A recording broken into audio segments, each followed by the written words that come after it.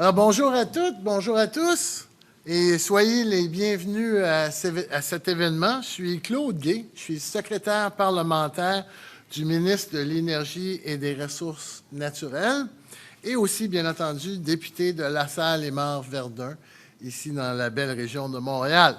Je vais être votre maître de cérémonie aujourd'hui pour cet événement, et c'est un plaisir, bien entendu, d'être parmi vous pour cette annonce importante. Pour commencer, je souhaite reconnaître que nous réunissons sur le territoire traditionnel et non cédé des Kanien'kehá:ka, un lieu qui a longtemps été un site de rencontre et d'échange entre les nations, la grande région de Montréal. Nous honorons et reconnaissons et respectons ces peuples autochtones en tant que gardiens traditionnels des terres que nous partageons aujourd'hui.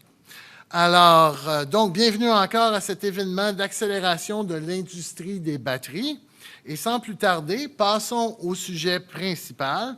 Alors, veuillez vous joindre à moi pour accueillir l'honorable Tim Hodgson, ministre de l'Énergie et des Ressources naturelles du Canada. Alors, Tim, if you want to come and give a few words to our audience, it'd be much appreciated.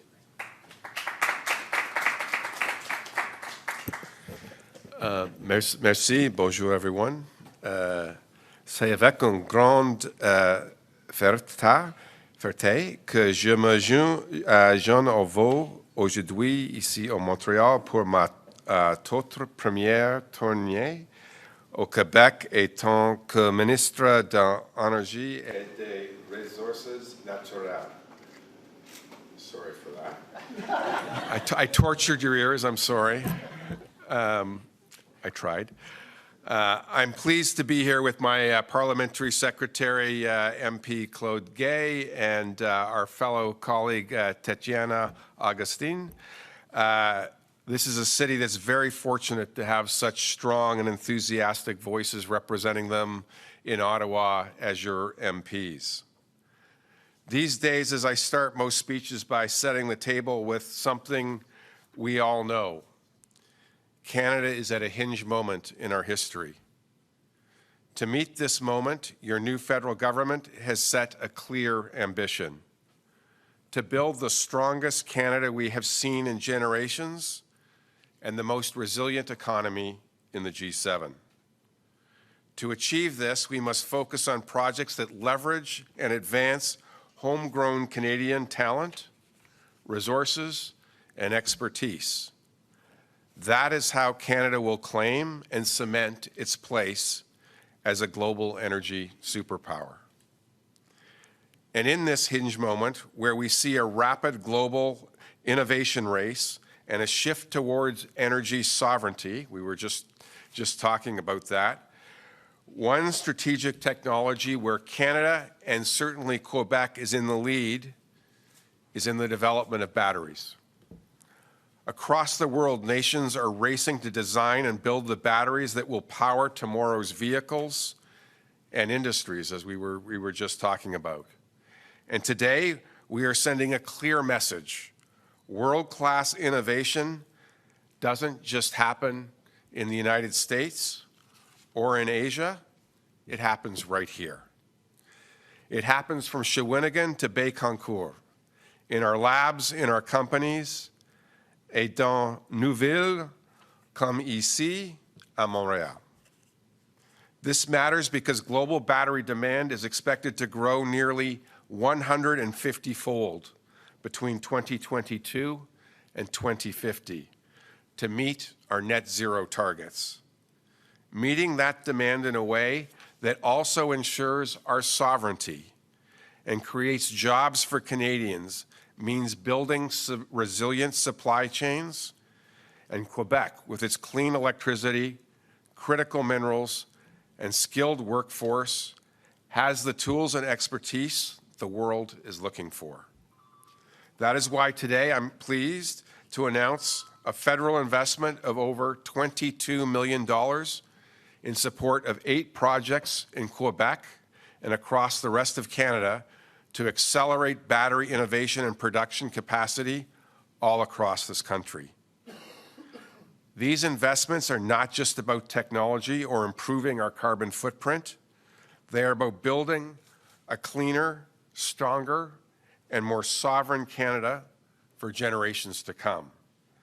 They're about skating to where the puck is going, something I know Montreal Canadian fans like myself understand. Go Habs. These projects will improve battery design while lowering costs so batteries are more affordable and useful in cars, factories, and power grids. They will make battery supply more secure and environmentally friendly, and they will help new ideas grow into solutions that support our economy and our energy independence. In every battery design here, there is more than just technology. There is the will of a country to do ambitious things and invest in itself. From coast to coast to coast.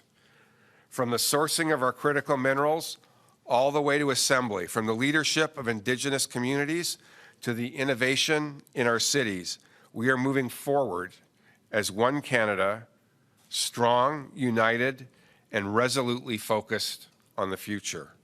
Merci beaucoup.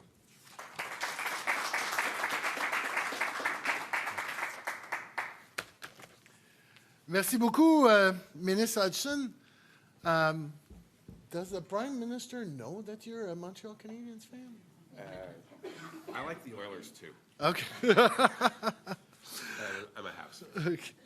Alors, j'aimerais maintenant inviter Nima Mogimian, vice-présidente technologie chez Nano Explore, à dire quelques mots.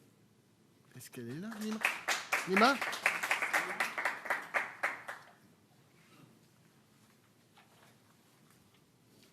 Bonjour à tous. Good afternoon, everyone. Well, my first line here says, welcome to Nano Explore. Well, we couldn't get you there, but I'm very glad to bring Nano Explore here to you. Mr. Minister, our founder and CEO, Surush Nazarpour, came to Canada 15 years ago. He started this company when he was just 26 years old. An immigrant scientist with no capital, no network, and no friends. All he had was a small line of credit from RBC, which he used very wisely. Today, just 14 years later, Nano Explorer has grown into a global company of 400 employees and $130 million in revenue. If that isn't a Canadian dream come true, I don't know what is. Our founder has built this company with the same resilience that defines Canada itself, strong enough to weather the storms of a global pandemic and a recent turbulence in US-Canada trade. Of course, none of this would have been possible without the hard work and sacrifice of our people and the continued support of governments at all levels, especially the federal government, the government of Quebec, and our local innovation hubs, such as Prima Quebec. The federal government has been and continues to be a vital partner for Canadian innovation, a true enabler of growth and prosperity. Today, that role is more important than ever. Because if we fail to invest in our innovation ecosystem, to borrow the words of a great Canadian critic, Nostro Fry, Canada would disappear overnight from modern history and become what it was at first, a blank area of natural resources to be exploited by more advanced cultures. That's a bit dark, but gets my point across. Today, Nano Explorer operates 10 manufacturing plants stretching from Fleuve Saint Laurent to the Lake Ontario and the prairies of Winnipeg. We actually have a plant in Gimli, Manitoba. Here in Montreal, we produce high-performance battery cells for high-power electronics and national defense. And we stand at the forefront of advanced materials and battery cell technology. We are proud to carry the Canadian story forward, innovating here at home, competing in the world, and proving that Canada can lead. Thank you.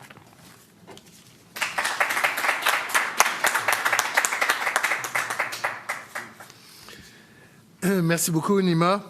Alors, j'aimerais maintenant vous présenter Laurie McLeod, présidente de Novonix Battery Technology Solutions. Alors, Laurie, si je peux t'inviter à venir faire le discours. Good afternoon, everyone, and thank you for having me here. On behalf of Novonix, I'm honored to join you here in Montreal today, all the way from Nova Scotia, to recognize this important milestone for us, our receipt of $5 million in funding from Natural Resources Canada. This support will accelerate our work to bring next-generation lithium-ion battery materials and technologies to market and strengthen Canada's role in the global battery supply chain. At Novonix, our mission is to enable a cleaner energy future by developing innovative, sustainable solutions for the lithium-ion battery industry. From our battery testing systems used by leading manufacturers around the globe to our production of high-performance synthetic graphite anode material, and now to our pioneering cathode technology, Novonix is shaping the way batteries are made and used. The focus of today's announcement is our patented all-dry, precursor-free cathode synthesis process. Traditionally, making cathode active materials relies on energy-intensive wet processes that use large amounts of water and harmful substances. Our process eliminates those steps entirely, cutting energy use, removing chemical waste, reducing capital costs, and dramatically lowering emissions. In short, it represents a cleaner, more efficient, and more sustainable pathway to producing one of the most critical components of a battery. With the support of Natural Resources Canada, we will advance this technology from pilot scale to commercial readiness, optimize its performance with different critical minerals, and validate it in full-scale battery cells. This is a crucial step towards building a resilient and environmentally responsible battery ecosystem here in Canada. The demand for batteries, as everyone here knows, is rising rapidly as electric vehicles, renewable energy storage, and cleaner technologies take center stage. Novonix is proud to be contributing solutions that not only meet the demand, but also ensure that the way we build those batteries aligns with our climate and sustainability goals. I want to thank Natural Resources Canada for their confidence in our team and our technology. Together, we are advancing Canadian innovation and supporting the global transition to cleaner energy. Thank you.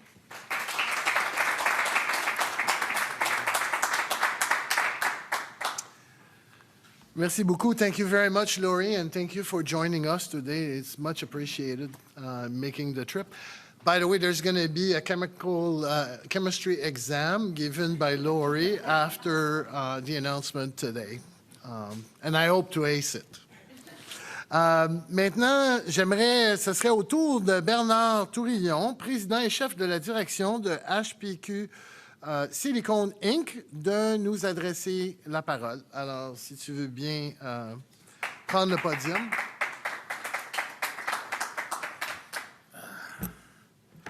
Monsieur le ministre, distingués invités, mesdames et messieurs, c'est un honneur pour moi d'être ici aujourd'hui pour partager les progrès réalisés par HPQ Silicium. Ça, c'est notre nom français. On est vraiment une complication, vraiment au Québec. Tu as deux noms officiels. HPQ Silicon en anglais, HPQ Silicium en français. Pas bien grave. Depuis le début de notre mission, c'est de valoriser les forces du Québec et du Canada. Nous avons toutes les ressources naturelles pour accomplir ce qui est là. Ce qu'il faut maintenant, c'est comment les transformer en matériaux utiles. Au cœur de cette mission-là, pour nous, se trouve notre matériau d'anode de troisième génération, on l'appelle Gen 3. Les anodes graphites traditionnelles dans les batteries ont atteint leur limite de performance. Ça limite leur densité d'énergie et leur durée de vie des batteries. Nos matériaux de génération 3 brisent ces limites. Des tests indépendants ont confirmé que le matériau d'anode conçu par HPQ offre une densité énergétique plus élevée et une durée de vie prolongée, jusqu'à 1000 cycles, 30 % plus d'énergie à 1000 cycles. Pour rendre ça en perspective, vous achetez une nouvelle batterie à base de graphite, elle va être à 2800, 2600, c'est qu'ils n'ont pas de silicium dedans. Après 1000 cycles, ils vont garder 90 % de leur énergie. Nous, on commence à 3600, on finit toujours à 3000. Fait que même après 1000 cycles, notre vieille batterie génère plus qu'une nouvelle batterie. Et c'est là où c'est le futur. C'est par des améliorations continue des procédés, et c'est sur ça qu'on travaille. Cette accomplissement a été rendu possible. Alors, ce qu'il faut comprendre aussi, c'est que le potentiel de ces batteries-là est massif. Et le financement que le gouvernement nous accorde pour construire une usine pilote de 50 tonnes par année en continu va nous permettre de générer assez de matériaux pour faire 40 millions de batteries. Je ne sais pas si vous réalisez, c'est quand même beaucoup. Ça n'en prend pas beaucoup. Il y a juste 2,5 grammes de graphite et de silicium dans ces batteries-là. Mais juste changer un petit pourcentage du silicium, du graphite par du silicium, on augmente énormément le pourcentage d'énergie. On est extrêmement excités. Et l'octroi du récent 3 millions de dollars dans le cadre du programme d'innovation énergétique va nous aider à accélérer la construction d'un premier système de production en continu unique au monde de matériaux d'anode avancés à base de silicium. Une installation qui ancrera l'offre future nord-américaine. Monsieur le ministre, il s'agit bien plus que des progrès d'une seule entreprise. Il s'agit d'un leadership canadien dans les technologies critiques. Transformer nos ressources en matière avancée, créer la valeur ici même et positionner le Canada comme un chef de file mondial dans l'économie de l'énergie propre. Au nom de HPQ, je vous remercie, vous et votre ministère, pour votre vision et votre soutien. Ensemble, nous prouverons que l'innovation canadienne peut rivaliser sur la scène mondiale et gagner. Merci.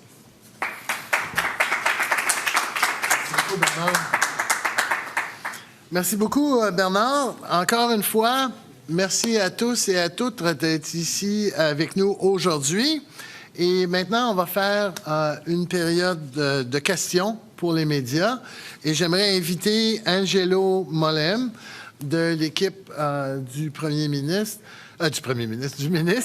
à animer cette période-là avec nous. I just gave you a promotion.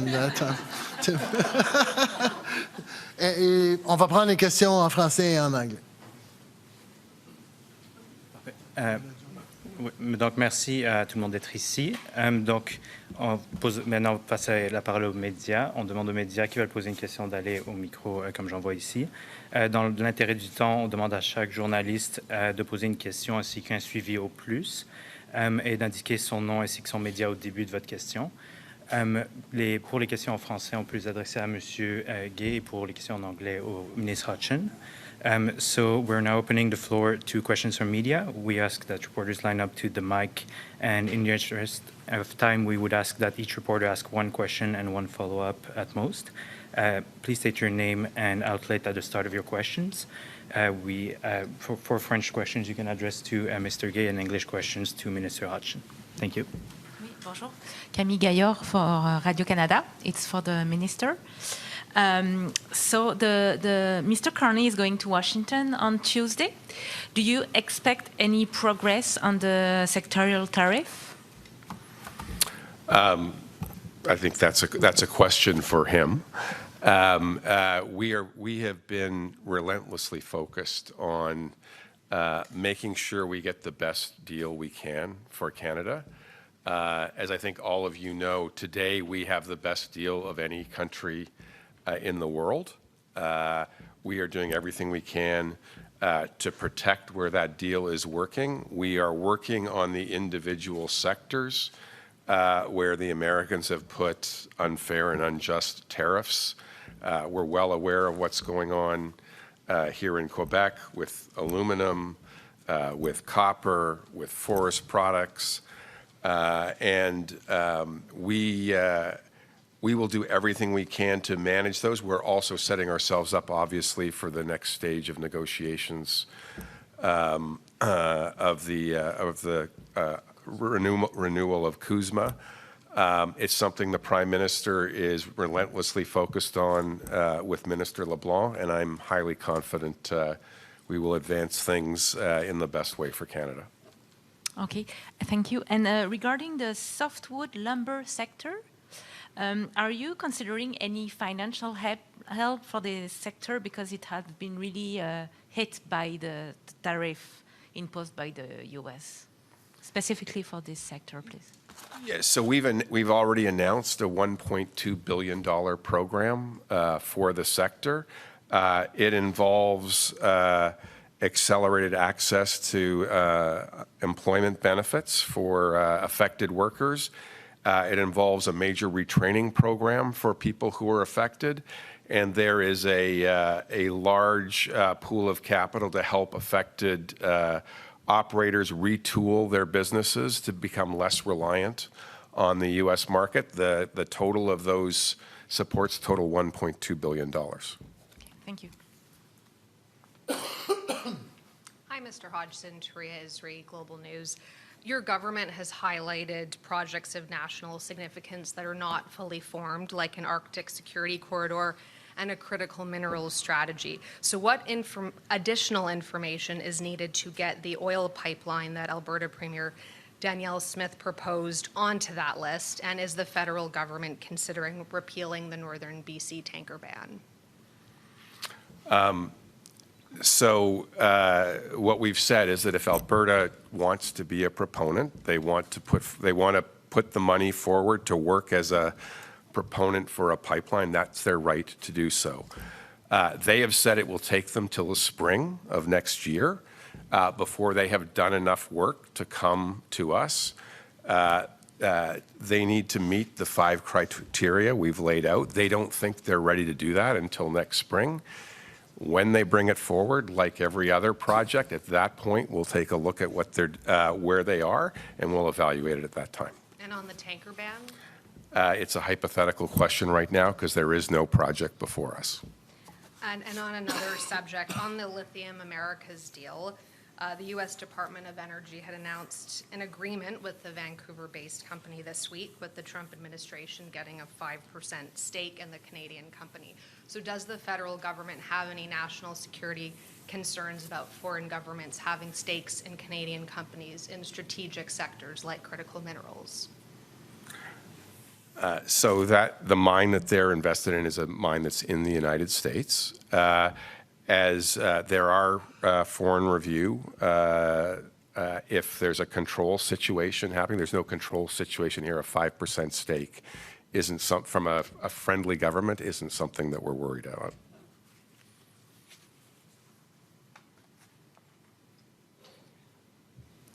Hi, Miriam Lafontaine from the Canadian Press.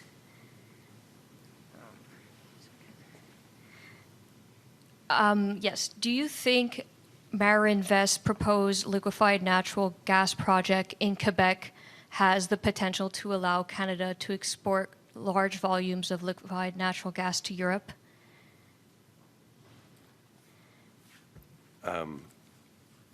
So I understand that's a project that was looked at in the past. They have not come to us, and they certainly have not talked to me.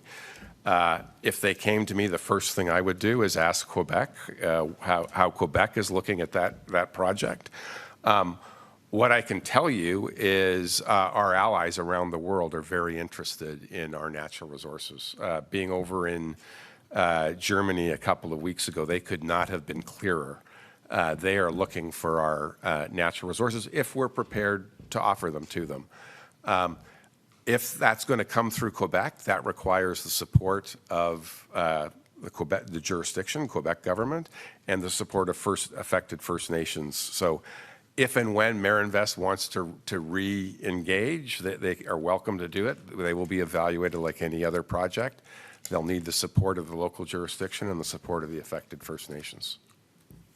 Thank you. This is a question from my colleague. I understood that your office and your department had met with lobbyists from Marinvest Energy Canada when the company has no employees in Quebec and hasn't proposed a project yet.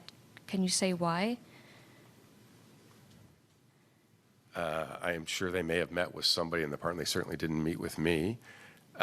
We will listen to anyone who has a potential idea. My sense is this is not a project that is at a scale where we need to be looking at. It's certainly not a project of national interest at this point. Hi again, Mr. Hodgson. This is Leora Schertzer from the Montreal Gazette. For these battery plant investments, is the government taking steps to avoid repeating the failure of the Northvolt project? I know that was more the provincial government's jurisdiction, but yeah, we didn't invest in that, and I'm not going to comment on investments that the Quebec government made. Look, what I will say is in Canada, we need to celebrate entrepreneurs. We need to celebrate people who are trying to do new things and bringing new jobs. These people here are bootstrapping businesses. We heard the story of somebody who came here with nothing in their pocket, probably mortgaged whatever they had. Sometimes those things fail. That's part of business. I mean, I'm a business person. But, that's part of business. When somebody fails, we shouldn't look down on. We should say, good for you for trying. Let's help you get back up and get on again. And this time you're going to be a success. And so, look, the tone of the question was, there's something wrong with investing in a company. Some companies aren't going to make it. We need to support our entrepreneurial spirit. We need to support new ventures. That's what creates the businesses of the future. Every one of the people in this room are going to get there because we step up and help them. And I know the federal government will keep doing that. I won't speak for the Quebec government, but I hope they keep doing it as well. Yeah, of course, electricity or electric projects are new territory, and there will be bumps in the road. But even thinking of like the Lion Electric bus recall with one of the buses bursting into flames, just with electricity projects, there seems to be more steps that need to be taken to kind of mitigate some of these bumps. I guess I'm wondering if there's any concrete plans or any changes to past electricity project investments or any sort of extra oversight that can be taken. Again, that was not an investment that I'm not going to critique other people's investments. What I'm going to say is when you invest in new businesses and new products, we have approval processes. We have safety regimes. We will put them through them from a federal government perspective as our entrepreneurial leaders over here who are basically going out, creating companies, creating jobs for engineers, creating good paying jobs and creating new technologies. There will be challenges with products. They will get feedback from regulators. They will adjust their products. They will make them better. We should celebrate that. Thanks so much. Alors, merci beaucoup. Thank you very much, everyone. Je vous souhaite une belle soirée et à nos entrepreneurs, let's go.